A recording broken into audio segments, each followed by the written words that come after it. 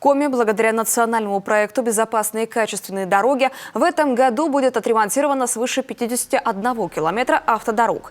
На эти цели предусмотрено более 1,5 миллиарда рублей. Большая часть средств, свыше миллиарда, выделена из республиканского бюджета. Остальные средства из федерального и местного бюджетов. На дорогах регионального значения планируются ремонты по 7 направлениям. Кроме того, запланирован ремонт дорог в столице республики.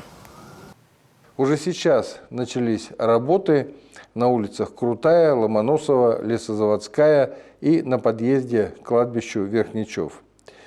Ну, вы видите, какая сегодня нынче весна, затяжная, со снегом, поэтому, конечно, мы сейчас остановили работы, и основные работы начнутся во второй половине мая, как только наступят благоприятные погодные условия.